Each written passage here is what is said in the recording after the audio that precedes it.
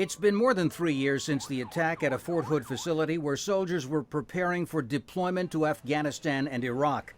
The trial of Nidal Hasan has been delayed by disputes over his ultimately successful demand to wear a beard in court for religious reasons, and his insistence on firing his lawyers and defending himself in court. So it is extremely rare, especially for somebody that has no legal training. So I think that was in an overabundance of caution in allowing him some latitude. But the court has rejected Hasan's argument that he acted in defense of other Muslims being subjected to attack by the U.S. military. In documents sent to American media, Hasan said American democracy and Sharia law were not compatible. I am compelled, he said, to renounce any oaths of allegiance that requires me to support, defend any man-made constitution, like the Constitution of the United States, over the commandments mandated in Islam. Hasan did not use a military weapon. For $1,000, he bought a high-impact pistol at this local gun store.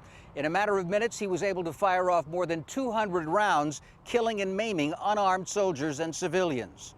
Prosecutors say Hasan was encouraged to kill soldiers in emails from Anwar al-Awlaki, another American-born Muslim who was killed by a U.S. drone strike in Yemen in 2011.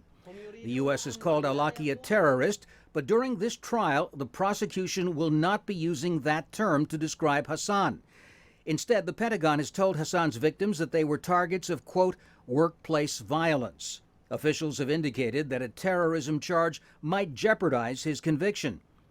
But Hasan's targets and their families are suing the government for denying them medical and disability benefits ordinarily awarded to victims of terrorism.